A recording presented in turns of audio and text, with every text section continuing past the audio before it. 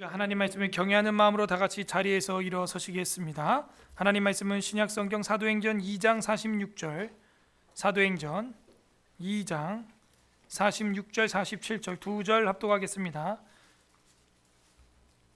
189페이지 신약성경 사도행전 2장 46, 47 190페이지 정도에 있습니다. 46, 47 두 절 합독하겠습니다. 시작. 날마다 마음을 같이하여 성전에 모이기를 힘쓰고 집에서 떡을 떼며 기쁨과 순전한 마음으로 음식을 먹고 하나님을 찬미하며 또 온 백성에게 칭송을 받으니 주께서 구원받는 사람을 날마다 더하게 하시니라. 아멘. 작성하겠습니다. 우리는 수요일 날은 교리, 진리를 요약한 교리, 웨스트민스터 신앙 고백을 살펴보고 있습니다. 우리는 과연 알고 믿고 있습니까? 오늘은 25장 교회에 대해서 두 번째 시간이 되었습니다. 2항. 지난 시간에 1항의 제목은 뭐였어요? 기억이 나십니까? 비가시적이 뭐예요? 그죠? 비가시적 교회. 다른 말로 뭐라 그랬어요? 무형의 교회, 또 우주적 교회, 무형적 교회, 또 보편적 교회다라고 했습니다. 오늘은 2항으로 넘어가겠습니다. 비가시적 교회 다음에 이렇게 우리가 앞에 보는 바와 같이 보이는 빛 가시광선, 그죠? 보이는 교회 그러면 보겠어요? 가시적 교회. 따라하세요. 가시적 교회. 이건 또 다른 말로 뭐가 되겠어요? 유형교회다.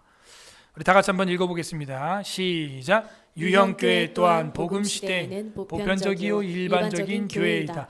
이전 율법 시대처럼 한 민족에게만 제한되어 있지 않다. 이 유형교회는 전 세계적으로 참교회를 신봉하는 모든 사람들과 그들의 자녀들로 구성되어 있다. 그리고 이 교회는 주 예수 그리스도의 왕국이며 하나님의 집이며 권속이다. 이 교회를 떠나서는 즉 교회 밖에서는 통상적으로 결코 구원받을 수가 없다. 네. 그래서 이 비가시적 교회를 공부한 다음에는 이 가시적 교회를 우리가 믿음으로 받아야 될 것입니다. 유형교회 또한 복음시대는 이제 예수 그리스도의 이후 신약교회를 말하고 있습니다. 복음시대에는 보편적이요 일반적인 교회이다. 비가시적 교회도 보편교회라 그랬잖아요.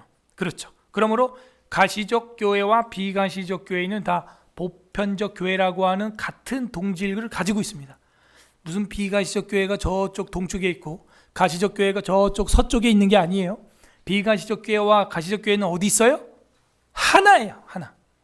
이거를 여러분 잊으면 안 됩니다. 우리가 공부하느라고 이렇게 구분을 하는 것이지 분리가 된 게 아닙니다. 이게 됐죠?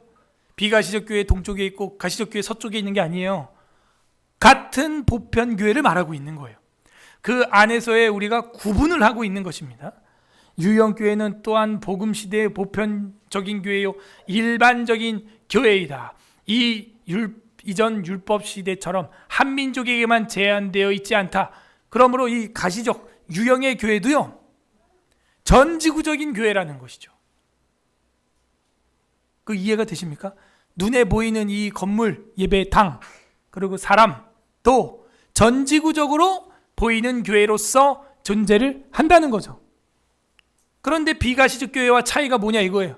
비가시적 교회는 어떤 무리를 말하고 있는 거예요?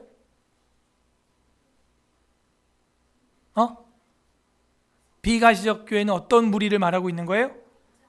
진짜 구원받은 택자만을 지칭하는 것이죠. 주님만 볼 수 있는 하나의 교회, 그죠? 하나의 유일교회, 그걸 비가시적 교회라고 한 겁니다. 그러나 그 유일교회가 존재하기 위해서는 눈에 보이는 이 가시적 유형의 교회가 있어야 돼요? 없어도 돼요? 있어야 하는 것이죠. 그러므로 이전 율법 시대처럼 한 민족에게만 제한되어 있지 않다. 이 유형교회는 전 세계적으로 참교회를 신봉하는 모든 사람들. 그렇구나. 이래 유형교회, 가시적 교회 같은 말이다 하는 것입니다. 그것은 한 민족에게만 제한되어 있지 않다. 말라기 1장 11절 뿐만이 아니고 구약 전체에서 이방인에게 내가 이제 전파하리라 의지가 곳곳에 나와 있습니다. 다 같이 합독하겠습니다. 시작. 만군의 여호와가 이르노라. 해 뜨는 곳에서부터 해 지는 곳까지의 이방 민족 중에서 내 이름이 크게 될 것이라.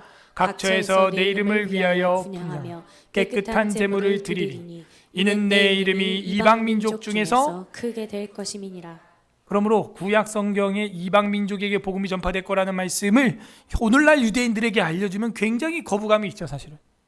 그리고 그들이 이해하는 것은 이방인들이 유태교로 돌아와야 된다라고 생각을 하는 착각이죠. 그게 아니라 메시아 시대가 되고 엘리야를 보내주시고 그 다음 시대가 복음의 시대가 열리면은 새 언약, 새 마음, 새 영, 새 사람을 하나님이 만들어준다는 건데, 이방인들도 들어와서 내 집은 도둑의 구를, 강도의 구렬이 아니라 뭐 하는 집이 된대요?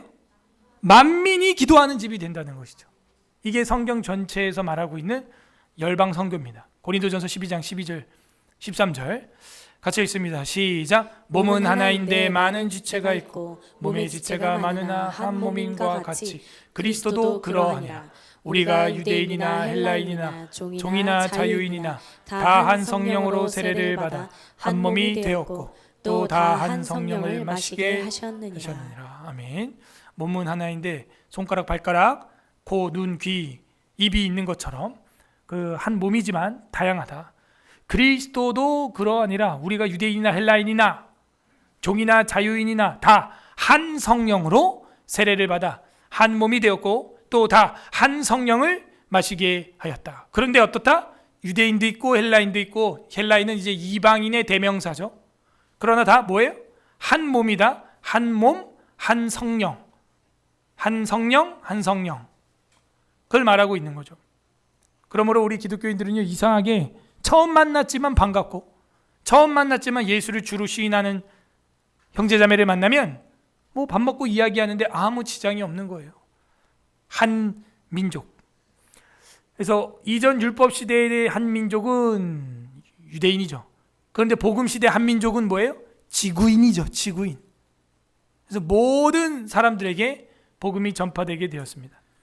이 유형 교회는 전 세계적으로 참교회를 신봉하는, 이 참교회라고 하는 게 무형교회, 비가시적 교회, 보편교회, 우주적 교회, 그게 바로 참교회를 말하는 겁니다.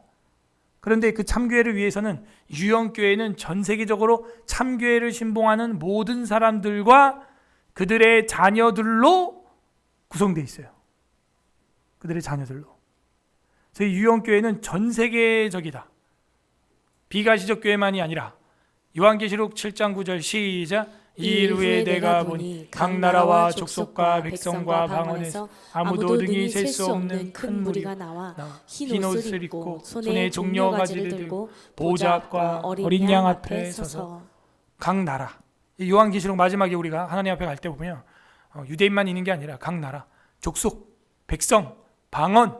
이 방언이라고 하는 것은 바벨탑 때 창세기 11장에서 흩어진 거기 때문에 마가다락방에서 주님께서 하나로 모아주신 그 언어의 통일, 기적이죠. 그러므로 그 언어의 통일을 통하여 이제는 뭐예요? 복음을 전파하기 위한 주님의 방법이죠. 그러므로 사도행전 2장에 나오는 방언은 기도 방언이 아니에요. 복음 전도 방언이에요. 기도 아니고 전도 방언. 왜? 전도를 안 하고 자기들 말로써 바벨탑을 쌓는데 나쁘게 사용했으니까. 우리 세계가 언어가 하나면 좋아요, 나빠요? 너무 좋죠. 근데 그 좋은 거를 바벨탑 쌓는 일에 나쁘게 썼다는 거예요. 그래서 파괴시켰어, 언어를. 그래서 저랑 여러분이 지금 뭐 때문에 공부하고 있어요? 네, 그놈의 영어 때문에. 항상. 그죠? 근데 또 희한한 일은 뭐예요? 영어 공부한 사람은 또 사경에 들으려고 한글어를 공부해야 되는 이상한 현상. 각 나라 족속과 백성과 방언에서. 근데 사도행전의 2장에서 마가다락방에 성령의 강림으로 말미암아 언어가 통일되는 역사는 뭐예요, 이제? 너네 죄로 말미암아 흩어졌던 바벨탑의 언어를 내가 하나로 만들어 주겠다 하면서 통일을 시켜주시는 은혜죠. 은혜. 말이 통한다는 건 뭐예요? 은혜예요. 옆 사람한테 인사하겠습니다. 말이 통합니다. 시작. 말이 통합니다. 여러분 외국인 만나봐. 외국 여행 가봐요. 말 안 통하니까 손짓 발짓 하고 막 돈 잘못 주고 뭐. 근데 지금 옆에 말이 통하는 사람이 있다는 게 이게 얼마나 복이에요. 감사하기를 바랍니다. 감사하리라. 방언이 은사일진데 방언 필요 없이 의사소통이 되니 이 얼마나 감사한 것입니까? 그래서 아무도 능히 셀 수 없는 큰 무리가 나와 흰 옷을 입고 손에 종려가지를 들고 보좌 앞과 어린 양 앞에 서서, 어린 양 앞에 서서 뭐 하는 거예요? 찬양하는 거예요. 찬양. 구원하심을 감사하는 것이죠. 로마서 15장 9절에서 12절에 보게 되면 이방인들도 그 긍휼하심으로 말미암아 하나님께 영광을 돌리게 하려 하심이라. 기록된 바 그러므로 내가 열방 중에 주께 감사하고 주의 이름을 찬송하리로다 함과 같으니라. 또 이르되 열방들아 주의 백성과 함께 즐거워하라 하였으며 또 모든 열방들아 주를 찬양하며 모든 백성과 그를 찬송하라 하였으며 또 이사야가 이르되 이새 뿔이 곧 열방을 다스리기 위하여 일어나시는 이가 있으리니 열방이 그에게 소망을 두리라. 열방 이방 하면서 구약의 이야기를 바울이 들어서 로마서에서 이야기를 하고 있습니다. 결국에는 이방인은 저랑 여러분에게도 복음이 전파되게 된 이유는 가시적 교회 덕분이었다 이거예요. 교회가 있었기 때문에 교회는 교회를 낳고 교회는 또 교회를 낳고 그런데 교회를 폐쇄하고, 이거는 마귀의 짓인 거예요. 그러므로 전 세계적이다라고 했던 이 교리를 우리가 알고 있다면 감히 유형의 교회를 감히 무시할 수 있을까요? 우리가 5년 전에 다시 한번 복귀해 보세요. 생각을. 어떤 자유주의 신학자들이 이런 말을 했습니다. 어차피 예배당 가도 하나님 안 보여요. 어차피 예배당 가도 대면으로 예배 드려도 하나님 볼 수 없어요. 못 만나요. 집에서 인터넷으로 예배 드리는 거랑 마음으로 올리는 거랑 뭐가 달라요? 그랬더니 어떤 집사가 그 학자한테 뭐라 해요? 저 목사 신학자는 진짜 예배당에서 하나님을 못 만났구나 아직도. 그러고 사는 거예요. 무형의 교회만 중요한 게 아닙니다. 이 항에서 지금 말하는 것은 그 앞에 있던 1항을 우리가 궁극적으로 개척하기 위해서, 그죠? 세워가기 위해서는 유형교회가 전 세계적으로 참교회를 신봉하는 사람들과 함께 구성되어 있다는 거. 이거를 버리면 안 돼요.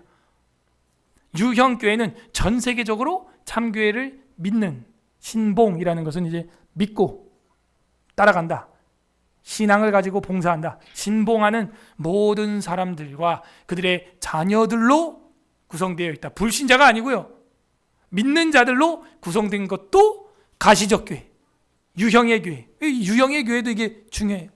그러므로 우리가 교회가 중요한가요? 예배당이 중요한가요? 눈에 보이는 사람이 중요한가요? 그런 멋있는 척을 자꾸 하는데 하나님은 분명히 말합니다. 너희 영혼과 몸이 보존되기를 원하노라. 영혼 중요하죠. 그 몸은 갖다 버릴까요? 영혼과 몸 다 중요한 줄로 믿습니다. 하나님께서. 우리는 그런 이원론이나 영지주의처럼 육체는 마치 터부시하고 영만 소중한 것처럼 착각에 빠지면 안 됩니다. 하나님은 인간을 만들 때 흙과 영혼으로 만들었지 영으로만 만든 게 아니에요. 유형이라고 하는 것, 형식이라고 하는 것, 모형이라고 하는 것, 형상이라고 하는 것, 창세기에서 하나님이 우리에게 보여준 가장 중요한 신학입니다. 그러므로 여러분이 내용과 형식이라는 부분에 있어서 형식을 무시해서는 안 되겠다. 형식. 유형을 무시해서는 안 된다. 이게 기독교인이에요. 기독교인. 목적이 선이면 그 유형도 어때야 돼요? 방법도 어때야 돼요? 악해야 돼요? 선해야 돼요? 선해야죠. 이 유형교회는 전 세계적이기 때문에 참교회를 신봉하는 모든 사람들과 신봉한다는 건 이제 믿고 따른다는 거죠. 고린도전서 1장 2절 읽어보세요. 시작. 고린도에 있는 하나님의 교회 곧 그리스도 예수 안에서 거룩하여지고 성도라 부르심을 받은 자들과 또 각 처에서 우리의 주 곧 그들과 우리의 주 되신 예수 그리스도의 이름을 부르는 모든 자들에게. 그죠? 그래서 참으로 신봉하는 자, 그들이 누구냐? 바로 성도예요. 성도. 성경에도 성도라는 말이 나오네요.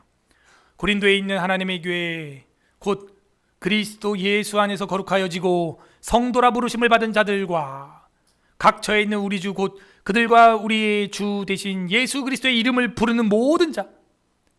고린도에 있는 유형의 교회를 보고 편지를 하고 있는 겁니다.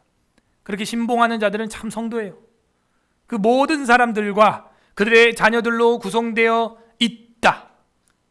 우리는 뭐예요? 고린도 교회가 아니라 여기는 뭐 영등포 교회라고 할 수 있겠죠.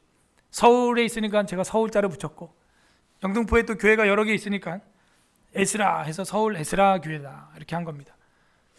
그리고 이 교회는 주 예수 그리스도의 왕국이다. 그러면 이 교회는 뭐예요? 하나님의 천국 대사관이 되는 거죠. 대사. 그래서 이 교회는 주 예수 그리스도의 왕국이며 하나님의 집이며 권속이다 하는 겁니다. 자녀들이 모여드는 곳, 사도행전 2장 39절 읽겠습니다. 시작. 이 약속은 너희와 너희 자녀와 모든 먼 데의 사람 곧 주 예수 우리 하나님이 얼마든지 얼마든지 부르시는 부르시는 자들에게 자들에게 하신 것이라 하고. 이 약속은 너희 자녀들, 그죠? 자녀들이 모여든 거고, 먼 데에서든 가까운 데서든. 에스겔 보게 되면 또 내가 나를 위하여 낳은 내 자녀를 그들에게 데리고 가서 드려 제물로 삼아 불살랐느니라. 네가 네 음행을 작은 일로 여겨서 나의 자녀들을 죽여 우상들에게 넘겨 불 가운데로 지나가게 하였느냐? 그러니까는 그 몰렉에게 자녀를 갖다 바치는 일이 있었잖아요.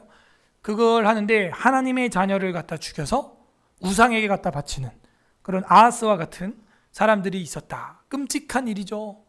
어떻게 자녀를 갖다 불태워서 그렇게 숯불로 고기로 만들어 갖고 드린단 말입니까? 하나님의 그 자녀들을 말이죠. 주님의 백성들을 말이죠. 갈라디아서 3장 7절 읽어보세요. 시작. 그런즉 믿음으로 말미암은 자들은 아브라함의 자손인 줄 알지어다. 신봉하는 자, 믿는다 그랬어요. 믿고 봉사하는 것, 신봉. 그 신봉하는 자는 믿음으로 말미암아 아브라함의 자녀. 우리가 자녀라는 단어 지금보다 자손 이렇게 나왔어요. 갈라디아 3장 14절. 이는 그리스도 예수 안에서 아브라함의 복이 이방인에게 미치게 하고 도달했다라는 겁니다. 미치게 하고 또 우리로 하여금 믿음으로 말미암아 성령의 약속을 받게 하려 함이라. 저랑 여러분은요 유대인이에요, 이방인이에요? 그죠? 한국인. 완전 이방인이죠. 이방인으로서 성령의 약속을 받게 하려고 했다. 뭐 이야기하고 있어요? 우리가 지금 가시적 교회가 이 일을 한다는 거예요. 로마서 4장 1절, 22절, 25절에도 보게 되면 그런즉 육신으로는 우리의 조상인 아브라함이 무엇을 얻었다 하리요? 그러므로 그것이 그에게 의로 여겨졌느니라. 뭐냐? 믿음으로 말미암아 그에게 의로 여겨졌다 기록된 것은 아브라함만 위한 것이 아니요 의로 여기심을 받은 우리도 위함이니 곧 예수 우리 주를 죽은 자 가운데서 살리신 이를 믿는 자니라. 예수는 우리가 범죄한 것 때문에 내줌이 되어서 십자가에서 죽었고 또한 우리를 의롭다 하기 위하여 부활해서 살아나셨느니라 하는 겁니다. 이 아브라함이 믿음으로 말미암아 의롭다 된 것이 어디 나옵니까? 창세기 몇 장? 15장 몇 절? 6절에 나오죠. 아브라함이 믿음의 의를 의로 여기셨다. 최초로 이신칭의를 얻은 사람이었다. 그러면 어떻게 됩니까? 자녀가 되는 거예요.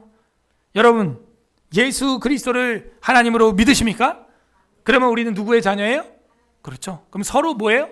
다 먼 친척이고 사실은 가족인 거예요. 그죠? 비슷하게 생겼잖아. 옆 사람 얼굴 봐봐요. 우리는 가족입니다. 시작. 우리는 노아의 후손이요 아담의 후손이요 한 뿌리에서 나오게 되었다 하는 겁니다. 그리고 이 교회는 뭐예요? 왕국. 하나님의 통치가 일어나야 됩니다. 내가 통치하는 곳이 아니에요. 이사야 9장 7절 합독합니다. 시작. 그 정사와 평강에 더함이 무궁하며 또 다윗의 왕좌와 그의 나라에 군림하여 그 나라를 굳게 세우고 지금 이후로 영원히 정의와 공의로 그것을 보존하실 것이라. 만군의 여호와의 열심히 이를 이루시리라. 아멘. 그의 정사와 평강이 더함이며 무궁하며 또한 다윗의 왕자와 그의 나라에 군림하여 그 나라를 굳게 세우고 지금 이후로 영원히 정의와 공의로 그것을 보존하실 것이라. 어떻게 영원히 이게 보존될까요? 다윗의 왕궁은 지금 있어요, 없어요? 근데 다윗과 아브라함의 자손의 나라는 지금도 있어요, 없어요? 뭐 어떤 기관을 통해서 존재한다고 생각하십니까? 왕궁이 아니라, 청와대가 아니라 나 누구한테 얘기하고 있냐 지금? 난 열심히 강의하고 설교하는데 지금 아무 반응이. 다윗의 왕자, 그 왕국, 하나님의 나라, 그것이 지금 이후로 영원히 정의와 공의로 그것을 보존하실 것이라. 보존하실 것이라. 만군의 여호와의 열심히 이를 이루시리라. 그 하나님이 열심, 하나님이 이걸 이룰 거래요. 근데 지금 다윗 왕궁이 어디 있냐고요? 이스라엘은 지금 예루살렘도 무슬림에게 뺏겨가지고 지금 통곡의 벽 한쪽 벽만 붙잡고 기도하고 있는데요. 다윗의 왕국, 그 하나님의 나라가 이후로 영원히 정의와 공의로 그것을 보존한다는데 어떤 기관을 통해서 하냐 이거예요. 다윗의 왕실이에요? 그죠? 교회라고요, 교회. 이 교회를 통해서 아브라함과 다윗의 자손, 예수 그리스도의 왕국이 전파되고 있는 것입니다.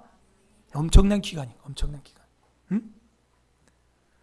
교회가 없으면요, 정말 건강한 자유로운 나라는, 왕국은 없습니다. 없어요.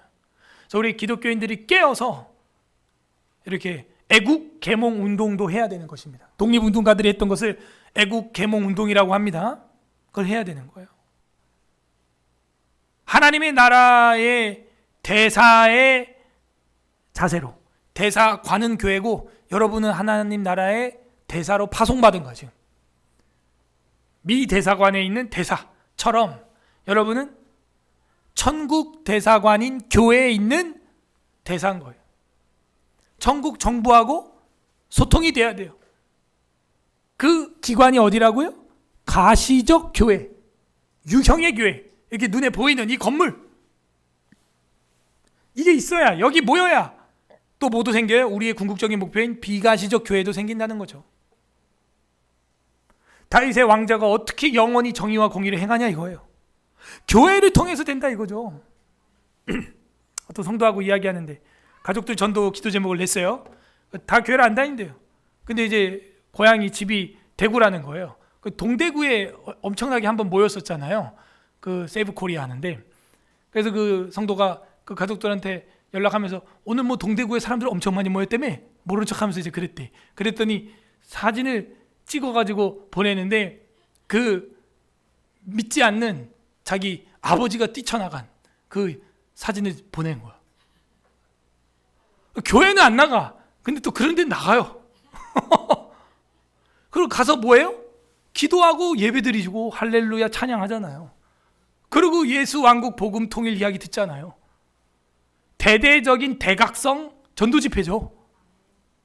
그래서 하기 전에 꼭 예배 드리고 기도회 하고 찬양하고 그렇게 국민대회 2부로 따로 하잖아요. 필요합니다. 전도가 돼요. 전도가. 하나님 나라가 그렇게 임하는 거예요. 대사들이 대사처럼 살 때, 대사관이 대사관의 역할을 잘할 때 어떻게 돼요? 그 나라가 아주 잘 홍보가 되는 거예요. 홍보가. 이스라엘 대사관에서 하는 게 뭡니까? 한이 뭐 문화 교류 해가지고 한국의 그 한글들과 문화들을 이스라엘 문화원에서 뭐 그 나라 학생들한테 보급을 한다든지, 그죠? 몽골 대사관이 하는 일이 뭡니까? 한국과 몽골 연계해가지고 몽골의 뭐 한국어를 배우기 위해서 한국으로 뭐 취업을 알선한다든지 그런 거 하는 거 아니에요? 대사관이? 문화원이? 다윗 왕자가 어떻게 영원하냐 이거예요. 지금 이스라엘은 예루살렘 성전도 이슬람에게 뺏겨서 이를 바드득 갈고 있는데 이미 그 나라는 이 땅에 임한 것입니다, 여러분. 그리고 우리는 그 나라의 대사로 살아가는 것이죠. 그리스도의 왕국이고 하나님의 집이고 권속이다. 그러니까 하나님의 집입니다. 마태복음 12장 50절 합독합니다. 시작. 누구든지 하늘에 계신 내 아버지의 뜻대로 하는 자가 내 형제요 자매요 어머니이니라 하시더라. 당신의 가족들이 밖에 있습니다. 당신의 집안 사람들이 밖에 있습니다. 그러니까 예수님이 누가 내 가족이냐? 날 보고 막 바알세불에 집혔다 그러고 귀신 들렸다 그러고 방해하고 반대하는데, 내 가족은 내 말을 듣는 자들, 하늘에 계신 내 아버지의 뜻대로 하는 자들, 그들이 내 형제고 내 자매고 내 어머니다. 예수님이 딱 잘라 이야기하는 거예요. 우리가 아가서 마무리할 때도 읽었죠. 주님은 도장같이 마음에 품고, 그죠? 도장같이 발에 새기라. 응? 뭐라 그러십니까? 여호와의 불같이 일어나는 사랑이라잖아요. 아들이나 아비나 어미나 아비를 나보다 더 사랑하는 자는 내게 합당치 아니하고, 그렇게 아가서 결론을 우리가 내렸습니다. 주님은 사슴처럼, 어린 사슴처럼, 노루처럼 그렇게 열정적으로 우리를 사랑해 왔어요. 우리는 어떠냐 이거죠. 주님이 이렇게 요구하고 있습니다. 사랑의 요구, 사랑의 요청이에요. 그래야 나랑 한 집 사람이 된다라고 예수님이 말씀하시는 거고, 권속이라는 말도 같은 말입니다. 집안 사람이다, 권속하는 거죠. 에베소서 2장 19절 합독합니다. 시작. 그러므로 이제부터 너희는 외인도 아니요 나그네도 아니요 오직 성도들과 동일한 시민이요 하나님의 권속이라. 반대로 말하면 저랑 여러분은 외인이었고 나그네였어요. 유대인도 아니고 이스라엘 피도 엄마 아빠 중에 없어요. 그러나 어떻게 됐습니까? 예수 그리스도의 피로 말미암아 수혈돼서 동일한 시민이요 하나님의 권속이라. 이번 주 뉴스를 보니까 이제 뭐 남편이 아내에게 상속을 해도 상속세를 안 내도 된대요. 이제 상속세를. 저희 아버지 돌아가셨을 때 사실은 그 상속 받을 때 돈이 만약 많으면은 상속세를 내야 되는 거예요. 그리고 자녀에게도 상속세를 내야 되는 거예요. 근데 아내나 남편에게 상속할 때 10억까지는 상속세 안 내도 된대요. 자녀에게는 5억까지는 상속세 안 내도 된대요. 근데 우리하고는 아무 상관없는 이야기입니다. 그 뉴스를 보면서 얼마나 허망하든지, 아내한테 내가 10억 줄 수 있구나. 우리 아들 딸들한테 5억씩 줘도 되는구나. So what? 뭐 5억이 지나가는 멍멍이 이름이요? 아니, 나 상속세 내도 되니까 10억이나 있었으면 좋겠다 그냥. 5억만 있어도 좋겠다 그냥. 아이고. 아무튼 그런 법이 이번에 또 생겼습니다. 그 집안 권속이면은 면제. 우리는 하나님의 나라의 권속이 된 것입니다, 여러분. 뭐예요? 심판, 면제. 주님이 다 치러주셨어. 너는 그 주님의 자녀야. 주님의 시민이요, 권속이야. 그러므로 이 가시적 교회를 통하여 하나님은 이 일을 해 간다는 거죠. 그러므로 이 마지막 문장이 나온 거예요. 이 교회를 떠나서는, 즉 교회 밖에서는 통상적으로 결코 구원받을 수 없다. 이 말이 나온 이유가 이거예요. 여러분, 유형의 교회에 출석하는 것을 무시하면 안 됩니다. 가시적 교회에 나오는 것을 여러분 가볍게 여기면 안 됩니다. 여기서 구원이 결판이 나는 거예요. 마지막 문장만 한번 다시 읽어봐요. 이 교회를. 시작. 이 교회를 떠나서는, 즉 교회 밖에서는 통상적으로 결코 구원받을 수가 없다. 통상적으로라고 하는 말을 넣었던 것은 예외가 있다는 겁니다. 귀납법으로 다 맞는 얘기는 아니라는 거예요. 무슨 얘기냐면 통상적으로 결코 구원받을 수 없다는 거지 절대로 못 받는다는 건 아니에요. 그러나 이런 예를 들 수가 있죠. 오지에서, 아프리카에서 혼자서 선교하면서 신앙생활하고 있는 선교자가 있다. 교회 다닐 수 있는 만한 교회도 없어요. 그럴 때 지옥 가냐? 그렇지 않죠. 하지만 전 이렇게 또 한번 변론하고 싶어요. 그 선교사가 갑자기 아프리카에서 혼자 믿었냐? 그게 아니죠. 본국에서 파송받아 온 거잖아요. 본국은 어디예요? 미국이든 한국이든 전 세계 선교를 가장 많이 하는 이 나라에 가보면 모교, 마더 철치가 있다는 거예요. 거기서 양육받아서 이제는 파송받은 거므로 통상적으로 교회를 통해서 온 거는, 이거는 예외가 없는 겁니다. 예외가. 여러분 어떻게 예수님 믿고 하나님 믿게 됐습니까? 절간 가서 믿었어요? 오락실에서 믿었어요? PC방에서 믿었습니까? 아니죠. 교회를 어쨌든 저쨌든 뭐 유치부 때 뭐 떡볶이 먹으려고 나왔든 간에, 그죠? 여자친구 만나러 좋아하는 사람 있어가지고 나왔든 간에, 그죠? 어쨌든 교회 문턱을 넘어와서야 구원이 있는 거예요. 할렐루야. 여러분 처음에 어떻게 나왔어요? 교회 처음에. 그게 있어야 되는 거예요. 우리 아이들도 얼마나 교회를 좋아하고 사랑합니까? 이게 복이에요, 복. 저 어렸을 때 그런 이미지가 아직도 있다니까요, 제 기억에. 교회 오기 싫어가지고 그렇게 배배 꼬고 예배 시간에 그냥 엎어져 자고 난 원래 교회가 그런 줄 알았어. 근데 우리 교회 보면 그런 사람은 없어요. 그건 이제 불순종의 종자야 완전. 얘들은 교회 오지 말라 그러면 막 더 막 힘들어하고 사경에 빠진다 그러면 힘들어하고 막 그래요. 얼마나 복됐습니까 이게. 이 교회를 떠나서는 즉 교회 밖에서는 통상적으로 결코 구원받을 수가 없다. 그러므로 교회 밖에는 구원이 없다. 이 말을요 우리 교부 중에서 키프리아누스라고 하는 교부가 이런 얘기를 한 거예요. 그래서 서양 철학사에서 무조건 배웁니다. 그리고 오리게네스도 그런 말을 했고 아우구스티누스도 그런 말을 했는데 오리게네스는 사실 이단 판정을 받았고 아우구스티누스가 이 이야기를 했죠. 그리고 우리 웨스트민스터 신앙고백서 25장 2항에 이 내용이 들어오게 된 겁니다. 이 교회를 떠나서는 즉 교회 밖에서는 통상적으로 결코 구원받을 수가 없다. 교회 안에 들어와야 구원이 있다.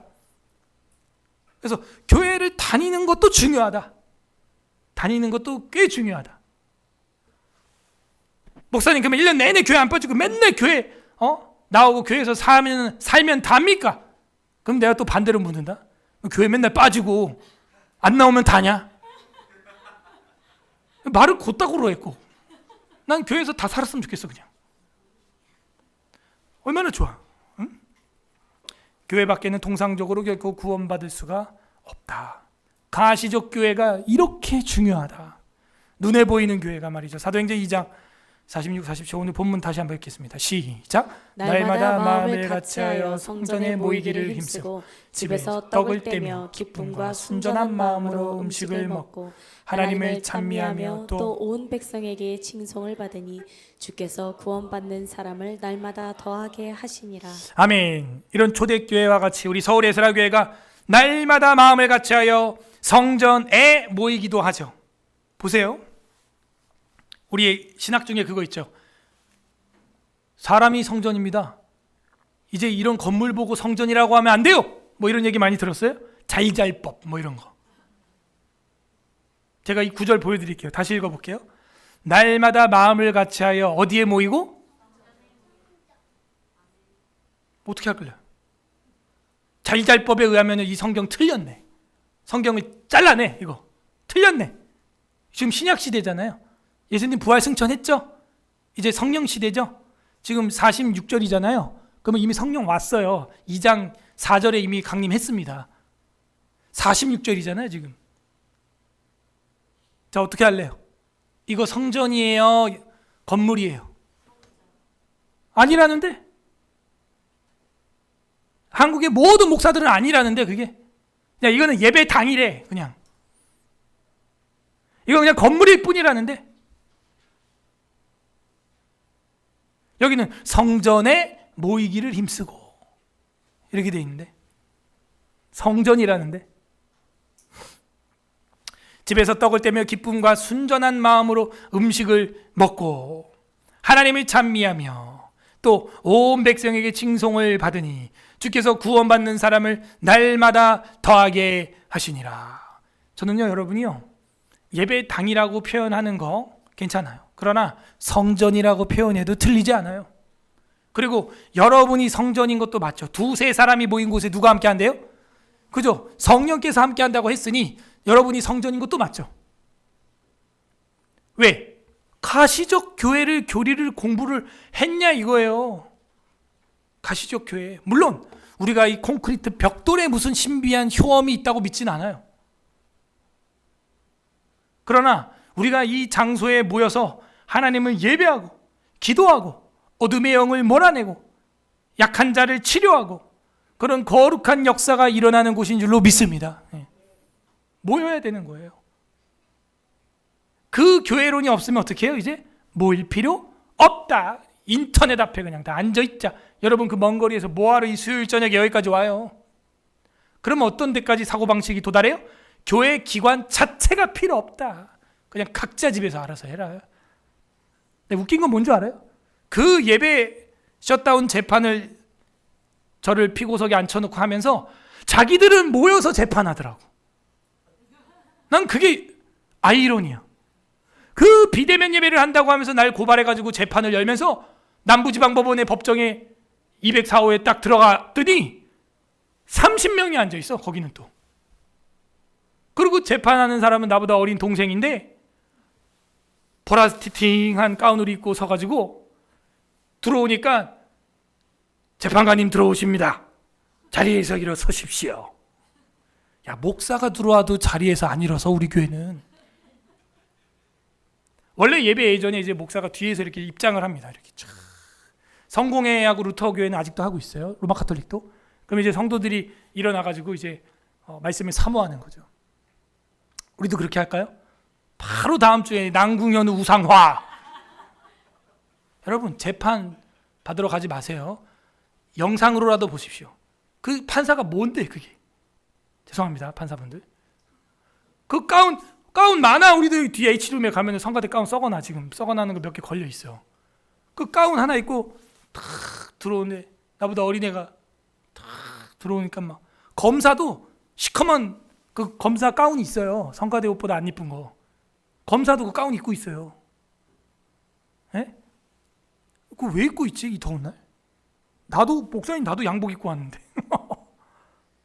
다음에 재판 갈 땐 나 목사 가운 입고 가려고 그냥. 내게 더 멋있어. 진짜로. 훨씬 내게 볼륨감이 좋더라고. 옷이. 이 뽕도 잘 들어갔고 라인도 예뻐 내게 더. 이상해. 옷도 막 그냥 어디 커튼 같은 거 입고 나와가지고 그냥. 근데 제가 놀란 거는 변호사들도 다 일어난다는 거예요. 그 젊은 판사 앞에. 와, 이게 뭐라고 이게. 여러분 생각을 해보세요. 우리는 이 가시적 교회를 어떻게 보고 있는 거예요? 목사 보고 인사도 안 해. 어떤 성도는 내가 가서 막 눈 맞추고 인사해야 한 번 인사하고 겨우 막. 에? 판사 앞에 가보십시오. 막 찌릿 차렷 하고 막 그 어린 그 판사 앞에서 그 피고인들이 막 제 엄마 뻘 되는 사람들이 울면서 빌더라고. 막 판사님 제가 모르고 그렇게 했습니다. 보니까 뭐 사기죄 뭐 이런 아줌마들 막 깊이 뉘우치고 있습니다. 목사 앞에서 말씀이 이러합니다. 이래도 목사님 몰라요. 내 마음이에요. 이러고 있다니까요. 이게 우리의 영적 상태예요. 이 25장 2항을요 잘 배워야 됩니다. 보이지 않는 교회 중요하죠. 비가시적 교회 중요하죠. 그런데 분명히 말합니다. 그 비가시적 무형의 교회는, 유일의 교회는 이 가시적 교회를 통하여 이루어지게 해놨다는 거예요. 보이는 교회를 무시하면서 보이지 않는 교회를 따라간다? 아니라는 거예요. 그러므로 이 가시적 교회가 1순위예요. 이 교회를 통하지 아니하면 통상적으로 구원을 받을 수가 없어요. 그리고 나서 그 가시적 교회를 통해서 비가시적 교회가 이제 형성되는 것입니다. 그런데 안타깝게도 불신자도 있는 거죠. 자, 가시적 교회가 이렇게 있어요. 이 가시적 교회 눈에 보이는 교회예요. 여러분 교회에 예수님 잘 안 믿는 사람도 올까요? 안 올까요? 오죠. 여기 들어와 있잖아. 잘 믿는 사람, 구원받는 사람, 이 유형의 교회, 가시적 교회에 있을까요? 없을까요? 있어. 이게 참 슬픈 현실이야. 이거는 주님 올 때까지, 그리고 우리 에스라 교회가 아무리 성경, 교리, 진리, 윤리, 치리 우리 교회가 뭐 한다고 해도 이걸 벗어날 수 있을까요? 응? 우리 교회를 거쳐간 등록한 사람들 중에는 이런 사람이 없다고 생각하십니까? 제가 볼 땐 많아요. 무지하게. 그렇게 길고 날고 긴다고 하는 서울 에스라 교회, 성경에 뭐 척척이라고 하는 서울 에스라 교회, 새 가족을 제가 신방을 했어요. 우리 교회 오고 너무 감동을 받았대. 이렇게 빡센 교회 처음 봤대. 나는 아무리 봐도 안 빡세거든. 노는 것 같아. 새벽 기도도 없고 특세도 없고 전도 축제도 없고 뭐 합니까 우리가 솔직히 말해서. 새 가족들 다 알아서 오는 거 아니에요?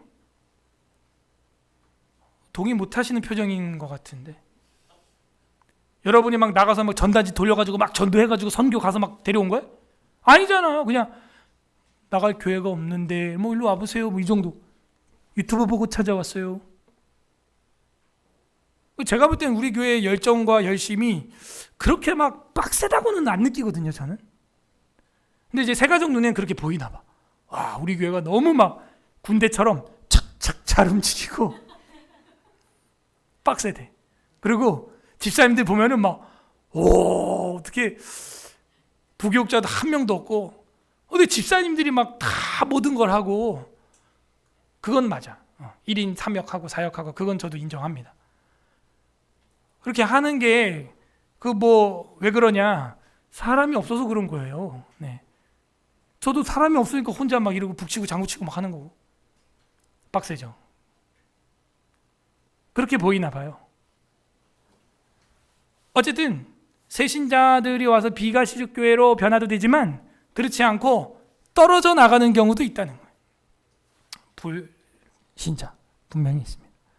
그러므로 이 비가시적 교회는요, 비가시적 교회가 가시적 교회만 머물러 있지 않고 이 원형 밖에도 있다. 뭐예요? 이 교회 밖으로도 우리가 또 나갈 수도 있죠. 서울 에스라교회 성도들이 이제 복음을 들고 뭐 캄보디아도 가고 필리핀도 가고 뭐 다른 오지에도 갈 수 있겠죠. 그게 가능합니다. 그렇게 유형의 교회를 벗어나서 또 하나의 유형의 교회를 만들기 위해 나갈 수가 있습니다. 그리고 이 불신자가 교회 안에만 또 있는 게 아니라 교회 밖에도 있죠. 그리고 이 불신자가 가시적 교회만 있는 게 아니에요. 제가 볼 때 어느 불신자는요, 그 진실한 성도들 사이에 껴서 생활하는 불신자도 있다는 거예요. 또 이게 다 겹칩니다. 중복돼요. 그리고 어떤 비가시적 교회는 그 불신자들과 함께 선교의 그 최전방 접전지에서 지내고 있는 비가시적 교회도 있다는 거예요. 제가 그래서 이 그래프를 그린 겁니다. 아, 그렇구나. 이렇게 교회라고 하는 것이 간단한 게 아니라 이런 사람들과의 구성 속에서 우리가 살아가고 있구나. 그러면 질문, 어떻게 내가 가시적 교회인지 비가시적 교회인지 불신자인지 분별하느냐? 간단합니다. 우리가 요 교회라고 하는 교리에서 이제 다다음 주쯤에 배우겠지만은 교회의 3대 표지를 말하시오. 뭐예요? 말씀, 성례, 권징. 그래서 이 세 가지가 계속 있어야 돼. 그리고 그걸 받아들이는 데 있어서 뭐예요? 여러분이 마음이 어때야 돼요? 순복돼야 돼요. 신봉돼야 돼요. 그러면 여러분은 뭐예요? 세 개 중에 뭐가 되는 거예요? 비가시적 교회가 되는 거죠. 아, 내가 이 말씀과 성례와 권징이 신봉할 만하고 받아들여지고 수납된다라고 믿어질 때는 구원의 확신을 갖게 되는 거예요. 비가시적 교회로서, 물론 이게 우리 사람 눈으로 서로 평가가 돼요, 안 돼요? 안 됩니다. 여러분 옆 사람이 비가시적인지 가시적인지 몰라요. 그런 말 함부로 했다가 예수님한테 혼납니다. 너희는 심판하지 말라, 비판하지 말라 그랬죠. 그 비판하는 그 비판으로 네가 비판을 받을 것이다 할 때 그 비판은 심판이에요. 넌 유기된 자 같아, 택자 같아, 이런 말 하는 게 아닙니다. 제가 얘기하는 거는 교리니까 강단에서 가르치는 거고, 개인에게 뭐 말할 수도 없고 우리가 그거 알 수가 없어요. 하나님만 아는 거예요. 그러므로 내가, 이제 여러분이 중요한 거예요. 내가 여기에서 어느 유형에 지금 속하냐 할 때 어떻게 진단할 거냐를 저는 지금 말씀을 드린 거예요. 성경 말씀과 성례와 권징, 교훈과 책망 듣는 게 나는 필요하다, 기쁘다라고 느껴지는 분은 비가시적 유일의 교회, 무형의 교회에 속해 있는 성도일 가능성이 크다. 어떻습니까? 스스로에게 질문해 보세요. 여러분은 불신자입니까? 그냥 유형의 교회 정도입니까? 비가시적 교회입니까? 스스로 점검을 해볼 수가 있고, 특별히 여기 지금 이 예배당에 나오지 않은 분들, 이 강의를 설교를 들으면서 스스로 충분히 점검을 해야 한다. 그러나 저러나 이 모든 것들이 시작되려면, 평가되려면 유형의 교회, 이 가시적 교회가 일단 기본 세팅으로 있어야 이 모든 게 구분이 된다는 것이죠. 그래서 이 눈에 보이는 서울 에스라 교회, 이 예배당, 그리고 성전된 여러분의 이 무리, 이거를 무시해서는 된다, 안 된다? 안 된다. 이게 바로 가시적 교회죠. 이게 필요 없다면 예수님도 가시적으로 올 필요가 없는 거예요. 육체적으로 눈에 보이려고 오실 필요가 있다 없다? 없었던 것이죠. 그걸 주장했던 이단이 바로 영지주의예요. 주님은 가현으로 왔다. 가현으로. 가짜 현상으로 왔다. 그래서 기독 가현설이라고. 그죠? 실제로 하나님이 육체로 되어 올 수 없다. 이러면서 유형의 그리스도는 필요 없다. 어떻게 신이 인간이 되냐? 말이 안 된다. 뭐 이러면서 예수님은 그냥 영으로 온 거다. 뭐 이런 얘기만 하는 거예요. 교회가 무슨 중요하냐? 성령이 중요하지. 그냥 영으로 각자 있는 곳에서 그 영 받아라. 그게 영지주의 되는 거예요. 이 형식, 가시, 유형 굉장히 중요하다. 오늘 요거 하나만 마음에 딱 품고 가도 여러분, 교회 생활을 왜 해야 하는지, 왜 성도가 서로 교통하는 것과 죄를 사하여 주시는 것과 몸이 다시 사는 것을 믿사옵나이다 라고 고백하는지. 그러므로 제가 교회 안에서 직분자들을 세울 때, 항존직들을 세울 때는 기본이 딴 거 안 봐요. 저는 예배생활, 공예배생활, 대인관계, 대물관계, 하나님과의 헌금생활, 헌상의 생활, 그거 봅니다. 그게 안 되면요, 그 뒤에 건 볼 수가 없어요. 사실은 그건 하나님이 알지 당회가 평가할 수가 없는 부분이에요. 예수님도 우리를 위해 가시적으로 십자가에 오셔서 죽어주셨고, 눈에 보이는 유형의 성육신으로 이 땅에 오셔서 저랑 여러분을 사랑해 주시고, 그 사랑의 도장을 2000년 전에 이 지구에 선명하게 자신의 보혈로 잉크 삼아 찍어두고 가신 것입니다.